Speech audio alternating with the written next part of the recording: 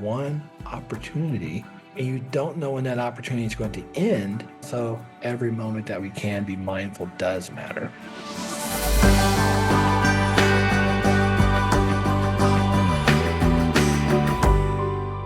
Welcome to Resonate, Conversations and Life Lessons from Rancho La Puerta.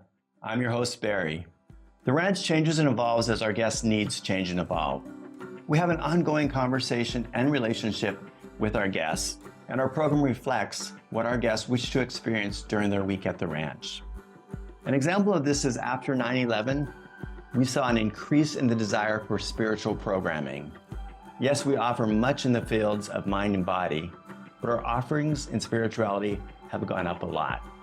We offer morning and afternoon meditation sessions, sound healing, labyrinth walks, meditation hikes, a silent dinner, and a daily inner fitness program.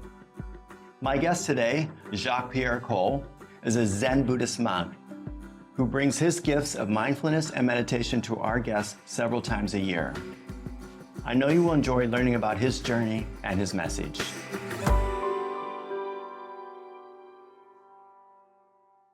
Hey, Jacques. Hey. How are you doing today? Thanks for joining me. Thank you for having me.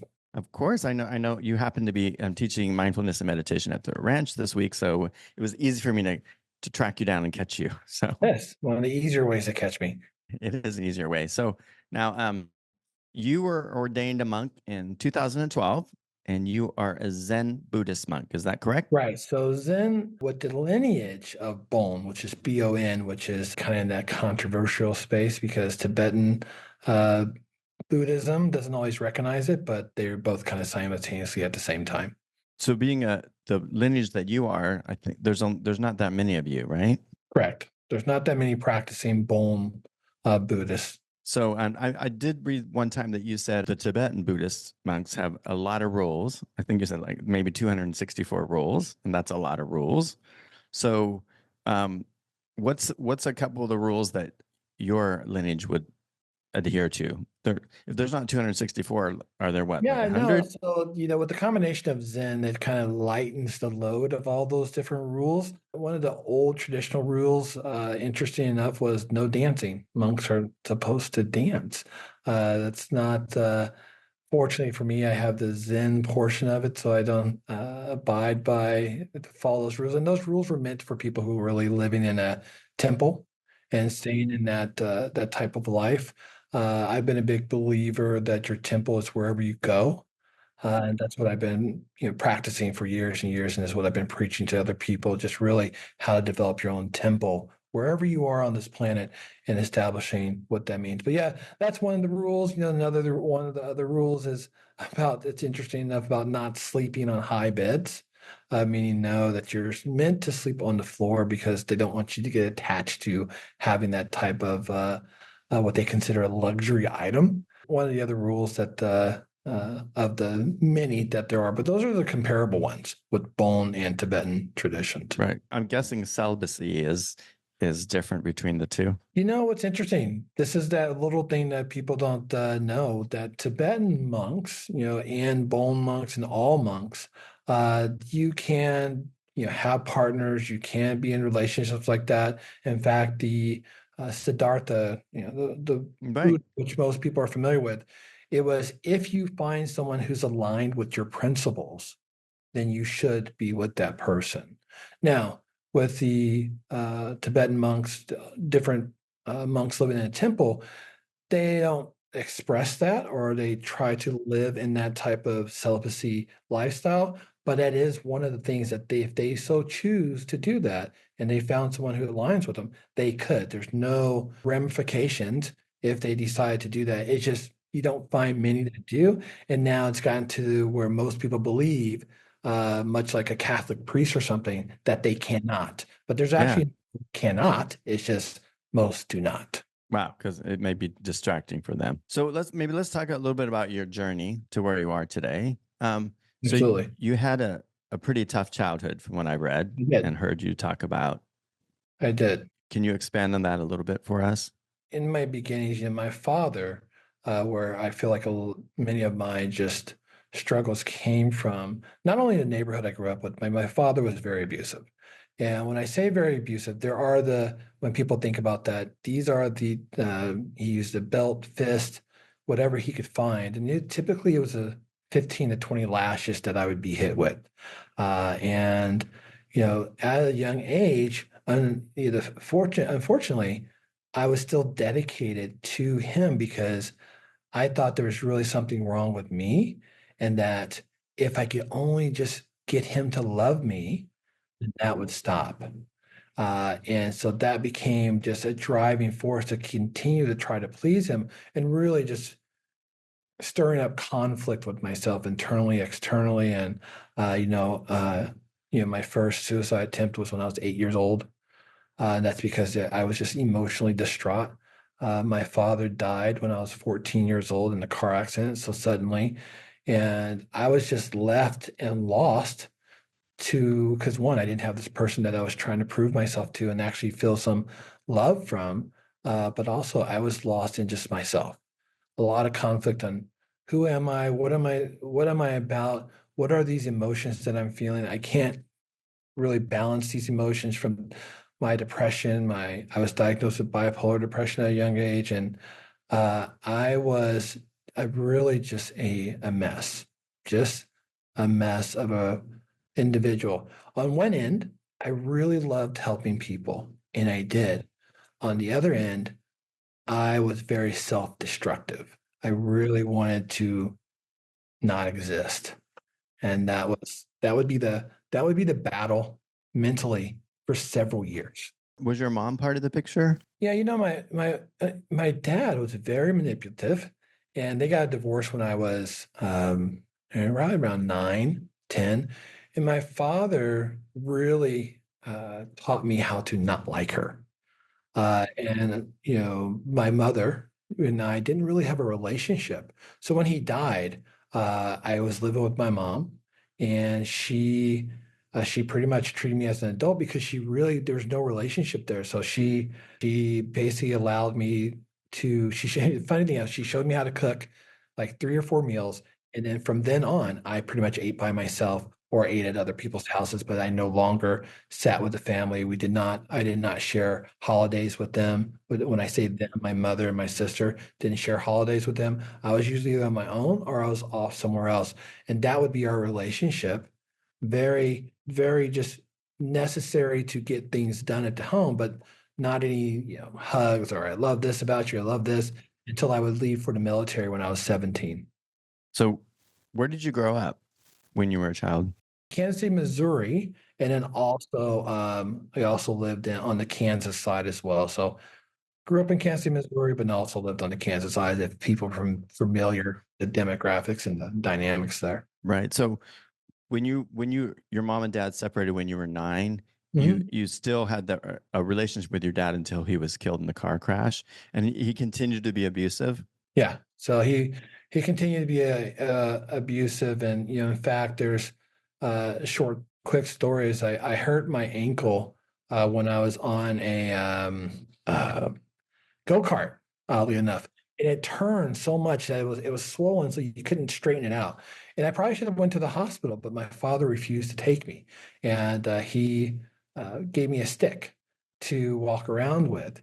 And I just remembered that I couldn't walk on it, but he was trying to force me to walk on it because he said I needed to get through and over that pain to be well. And so he would take me to the mall, and he told me I couldn't take the stick in there, and he would have me walk on this ankle that was probably should probably should have been at the hospital, at least X-rayed.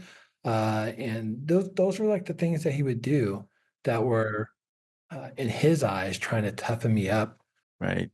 And unfortunately, it was just doing a mental job on me. And you said you attempted suicide at age 8, but you had more than one attempt, right? Absolutely. So age 8 was just the beginning of it. I would continue through life and at 8, at 14, 15, 16, 17, and then up into my 20s, I had suicide attempts, each one a little bit more life-threatening than the one before. So, and that's because I would be fine at some points, but then there's always that underlying theme that I did not want to be here. that that I hate you, I don't like you, I'm not worthy was that underlining theme that was always with me through that time. I was lucky enough to take one of your meditations this week, and you told us a story about how after your father died in the car crash, how you realized that you had taken on the role of being an abuser to yourself. Mhm. How did that realization happen, and what does that mean exactly? Yeah, so my father was very physically abusive. And after he died, I was really trying to come to terms with forgiving him. And I was so focused on forgiving him for what he did to me, but I didn't realize that all the language I was saying to myself, I had carried the torch as this abuser onto myself now. And that was that I not only did I need to forgive him, I needed to also forgive myself. And I was so focused on him, but not so focused on myself and wondering why I was still mentally struggling is because that I need to forgive him and me for taking on that role of now being this mental abuser to myself. Mhm. What was the turning point for you that helped you make that jump, that, realization? Because I imagine it made a huge changes in your life when you were able to do that. Yeah, in fact, it was my last my last really suicide attempt. It's a pretty traumatic one, and I realized that how I was doing life, how I was humaning, as I don't even know if that's Mhm, but I'll use it. How I was doing life was not working whatsoever, and I was tired of being exhausted. I was tired of being so depressed uh, and so I thought, I need to let go of everything I think I know, humble myself, and just be like an infant to how do you be happy? How do you experience joy? And I decided that I'm going to practice that for a little bit. And if it works, great, I'll survive. If it doesn't work, I know I have this I know I have this card over here, but hopefully as I move forward, that card would slowly disappear, which it has. so how did you start to practice, happiness and joy? No, I mean, it's like a little kid. So first I just started talking to people, right? Anyone I saw who was happy or laughing or smiling, I started to watch other Right. people. And there's a beauty that I think is lost on some of us is the power of and the art, which I think meditation helps with that, is listening. There's so much we can pick up when we actually listen to understand, or we just take the time to listen to other people and really observe and absorb what they're saying. And it's really a practice art. So I began listening to just everyone and just reading everything possible, but more just watching people laugh, watching people in relationships because I did not feel I knew how to interact in that form. And that was the beginning. That was what I started with first, of just a lot of research of people and watching and fascination and asking people like how what is it like when you're so happy?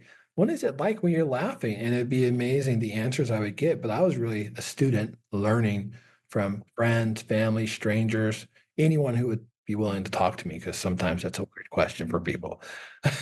Along your journey, I mean, before you decided to become a monk, because that's maybe 12 years ago, so that you were ordained, you had many different jobs along the way. Yeah, Yeah. yeah, yeah, yeah, and I think, for me, I've looked at, when I was starting to feel, trying to find what I was about and who I am, I think I was treating life like a buffet, right? There's all these things that when I was coming a little bit out of my depression, having that a little bit stabilized, all these things I wanted to do. So it's like, I want to taste, try, do this. So I went through a plethora of jobs, just trying to, one, learn about people, two, learn about myself, and three, see what I was capable of. So from, being in the military to running a daycare with 150 kids to police officer to I was in an acting troupe where I actually had hair, went down to my shoulders.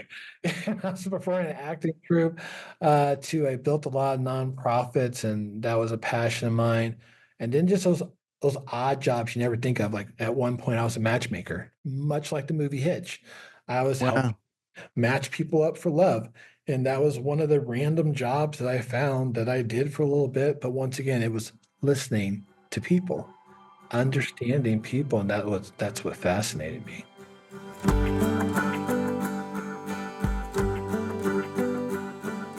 Hi, I'm Fabiola Cobian. I'm a senior esthetician and also the spa manager at the 3 spas here at Rancho La Puerta. And I'm very happy to share with you why I'm here. I've been in contact with Rancho for over 6 years now. And the reason why I come back and stay and work around this beautiful, beautiful place is because we do have a real connection with what the land offers to us. And that is also reflected in what we do every single day in our treatment rooms, because we do have the amazing opportunity of what we receive from the land, use that in our services. For example, essential oils from calendula that we use in our 99% organic calendula cream, which is a universal moisturizer. We also use essential oils, for example, sage, rosemary, eucalyptus that you see everywhere around the campus. And it's a pleasure for us to provide that into this holistic approach that we present to you in every single service, in every interaction that we have with our guests, to really create that amazing opportunity for the skin, which is the major organ of our body, to be dictating our health and showing what's happening from within into this journey of feeling better and being the very version of ourselves. I hope you're enjoying today's podcast as much as I am. To learn more about our wonderful presenters and exciting weeks coming up at the ranch, go to rancholapuerta.com and check out our events calendar. Make sure to mention the podcast when making your reservation to take advantage of a special offer. Some restrictions may apply.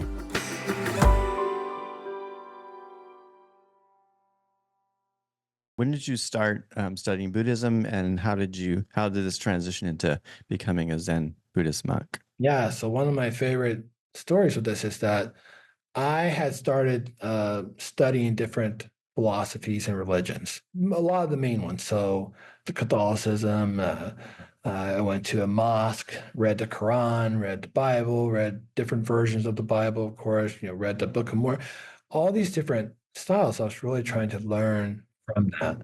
And then I finally came across Buddhism.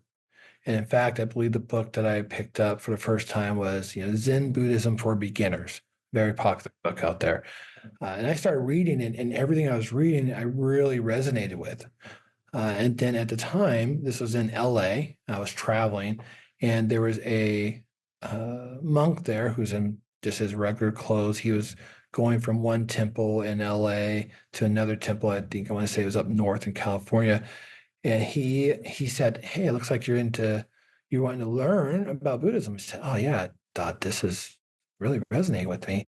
So after a little bit of conversation, I asked if he'd mentor me. And of course he said no. And so I asked again and again, and even on the airplane, I asked again. I slid him a note that I had a flight attendant give to him, like, "Hey, you mentor me," and he said no at least 15 times. But it was that 16th time, I guess, that he decided that he would, and through that mentorship is what began that journey. Now, many times, and I'll throw this in there real quick. Many times, people who decide to be a monk, they can go to. You have many options. If you go to Thailand, or if you go to somewhere like that, you can pay to be a monk for a day or a monk for a month. You can do that way. Or you can go to many of the temples. They have traditional 1 year programs that you go through, and slowly you become a Zen monk or whatever you're trying to attain. I did not set out to be a monk. I was just trying to find a good way I could emotionally regulate. It was just through the teaching that I worked with my teacher, and I worked with him through almost 6 years, that he then said, "I think you'd be great in a teaching capacity. I think you're in this position. You'd be wonderful to be ordained." And the first time I said no. And the second time, because I had to do like he did me. The second time, Fair enough. the second time he asked, and I said yes. And we had this ceremony in Utah on Timpanogos Mountain, the 2-day hike, and did a ceremony, and that's where I became ordained. And from there, I started teaching at temples and thought to live in a temple for a little bit and live that type of life. But I just found that with my background, I was better served with helping people emotionally connect with using meditation as a vehicle. Being in a temple was not the right space for me. Was your mentor also a Zen Buddhist monk of that tradition? No, Tibetan. It was a Okay. Tibetan Buddhist monk.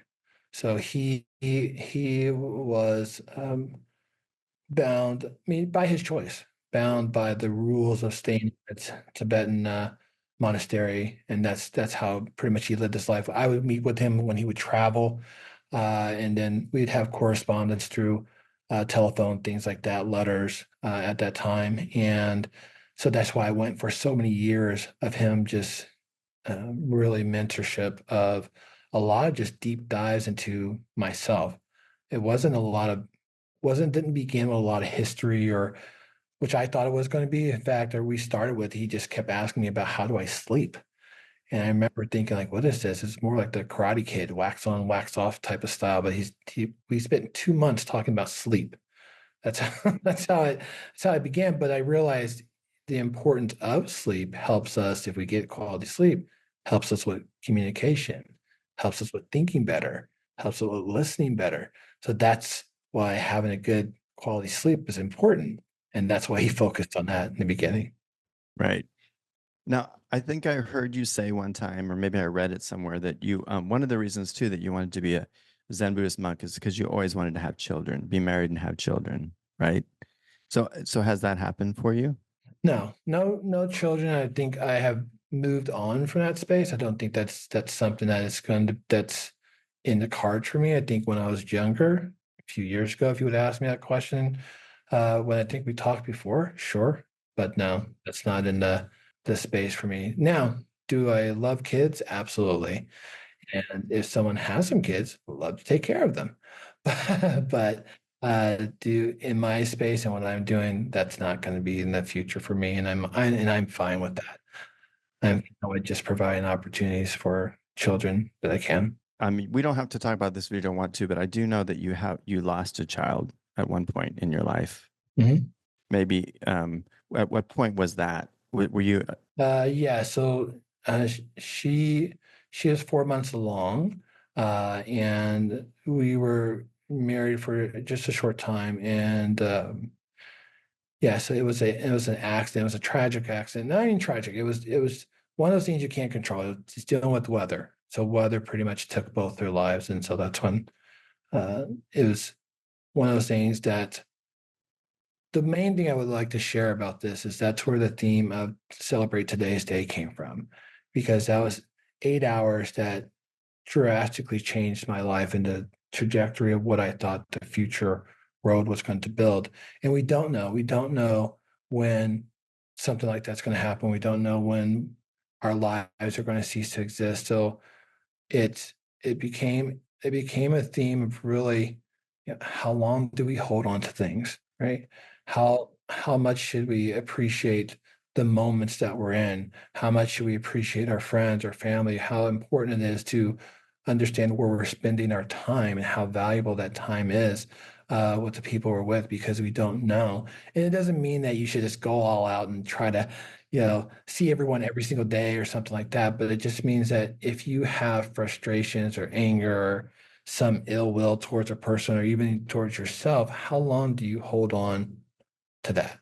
How that's really where that came out of. It just, if I'm mad or frustrated, like how long do I want to be frustrated and hold on right? to that with this person or that person? I really don't, because we just don't know. So does the Buddhist philosophy have specific teachings about dealing with suffering and loss? Mm, mm. Yeah. So, when the whole thought of the Buddhist philosophy is that we all suffer, and this is probably something that many people watching this knows that that's the basis, that we all suffer, and there is a way to end that suffering. In that suffering, the way to end that suffering is what they call is the Eightfold Path. Uh, and it's one of those things said simply, but very difficult to do. And the Eightfold Path involves right understanding, right thoughts, right speech, right action, right livelihood, right effort, right mindfulness, right concentration. What does that mean exactly? Let's take right speech, for example. It means that we should really use meditation, right, to slow things down and really think about before we say things, how we say things. Words have power. And so that is a practice in right speech. When it comes to right livelihood, we need to understand ourselves enough to align ourselves into jobs that meet our values, right?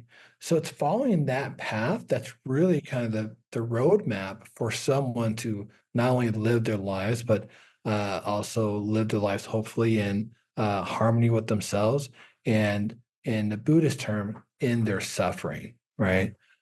But once again, you don't try to tackle those all at once. You don't try to do them all at the same time. You focus on a little bit here, but that is when you think of all of Buddhism, all the texts, all the things you can read, it simply comes down to the Eightfold Path and what I just said.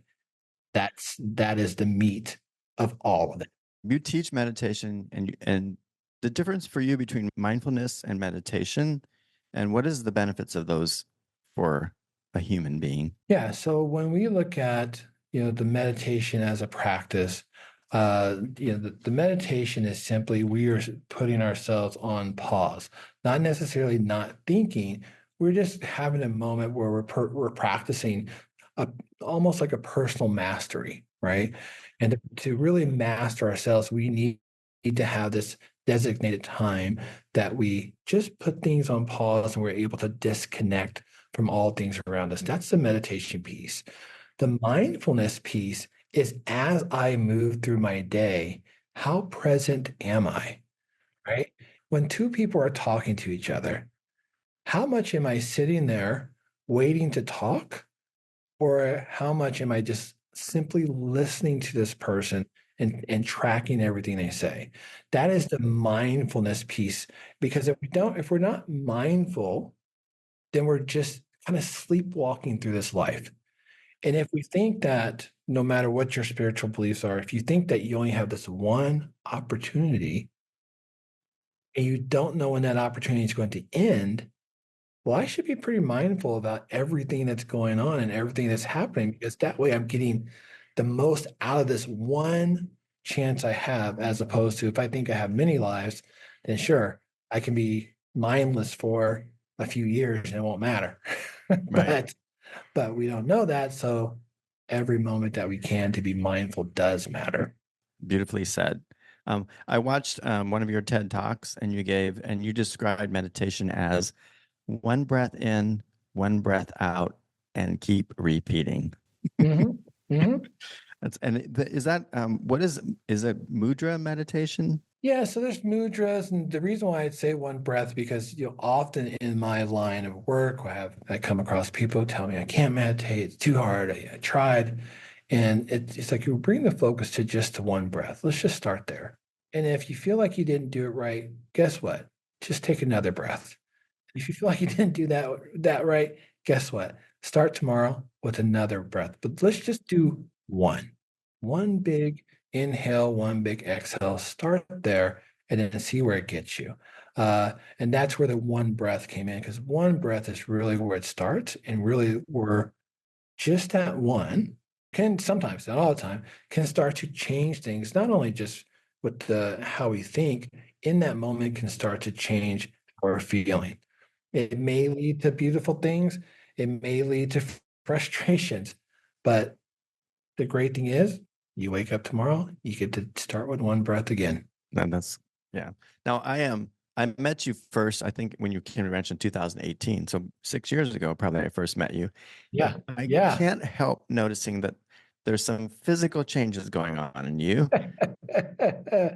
Tell us about that. What was the catalyst for that? And I was living the big Buddha for a little bit, and I decided that I wanted to go to the other end of the spectrum. Really, I was having health concerns, and I had done training in the past, but I decided that it was time to really focus on that. Now, here's the funny thing about it. I started one of the things I did. I started running, and I don't like running whatsoever. Don't like it. Even I tried all the different techniques, music, all this stuff. Don't like it. The one thing I do, when people ask them, why do you do it if you don't like it? It trains the muscle in my mind to do something that I'm uncomfortable with and overcome when my mind is everything in my mind is telling me to stop. And I feel like it trains that part of my brain to even I hear that to move past it. So it's become almost this mindful meditation practice of doing something that I don't like, but's good for me and overriding what my brain is saying. And I think that's really one of the keys to helping us change, right? Is we'll have our mind will go to the path of least resistance.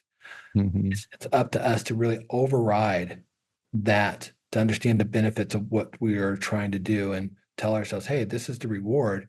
The more I train, the more I run, the weight that I lose, that's benefiting my longevity and my livelihood. And so to have that focus. So yeah, so I have a half marathon coming up in a month, and I have 3 left. I decided to do 10 races of all kinds, and I have 3 half marathons left, and then I'll just be running like 3 miles, 3 times a week is kind of the goal. That's great. That's awesome. Because you look great. You look super healthy, and It's 60 pounds. 60 pounds. Yeah, 60 that's pounds. Amazing. Congratulations. That's wonderful. Feels good. So are you still on Sunday mornings doing the Art of Living? Yeah, so it's a little bit more sporadic now for those of you who are on Facebook. It's just a free meditation that I do on Made for Joy Facebook page. It's usually the first and third Sunday of the month that I do a meditation piece that's roughly about 30 minutes. So it's short. It's recorded. So if you don't even make it on Sunday mornings, you can see it. But yeah, that's one of the things that I've been still doing for quite a long time now, and then other things I'm trying to hopefully create as well. That's wonderful, and we're certainly grateful that you're here with us today, and at the ranch this week too. And so on the website, if people want to check out when you're going to be here again. Yes, I read a quote by you that I think is the perfect quote to end our little conversation with, because I love it. It's, there's nothing better than human kindness. Be that person. I love that. Thank you. Do you remember saying that? Yeah, I remember saying that, and I believe that that there is nothing better than genuine human kindness, and we all know when we feel it because it makes our day, our month sometimes, and we remember that feeling, that sensation, sometimes for years to come. So imagine having a full collection of those. Yeah, I agree. I think kindness is the most important thing on the planet. So thanks for spending the time with us. Thanks for being so vulnerable. And I look forward to seeing you again. Thank you so much. I appreciate it. Thank you. And thanks to the ranch for having me. I always appreciate it. Always. All right. We'll talk to you later. Okay. Bye-bye. Bye.